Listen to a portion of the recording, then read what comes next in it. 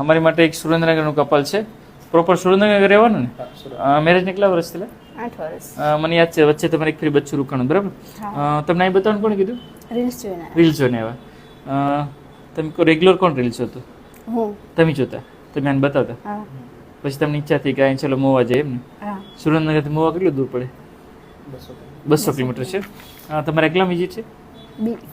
આમ તો second visit હતી ને? સેકન્ડ વિઝિટ છે. લાસ્ટ ટાઈમ તમે આવ્યો ને તો આપણે નળીની રિપોર્ટ કર્યો, બરાબર?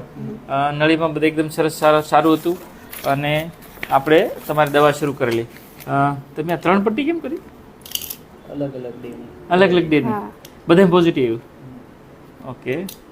ને આજે જો તમે પાછા બતાવવા આવી ગયા છો, અમે સોનોગ્રાફી કરી. સોનોગ્રાફીમાં બી બચ્ચું આવી ગયું છે થેલીમાં, G-Sec છે, બરાબર? જો તમારી જેવા ને સુરેન્દ્રનગરથી બતાવવા આવતો હોય, રીલ્સ હોય, રેગ્યુલર આવતો હોય, બરાબર? રિઝલ્ટ મળતું હોય તો તમે આમ કેટલાક ડૉક્ટર બતાવ્યું હતું? 4-5 ડૉક્ટરને બતાવ્યું. બધા શું કહેતા? આમ નોર્મલ હતું પણ પીસીઓડીની તકલીફ હતી ને એટલે એમ કહેતા કે વાર લાગશે. વાર લાગશે, રાહ જો એમ. હા.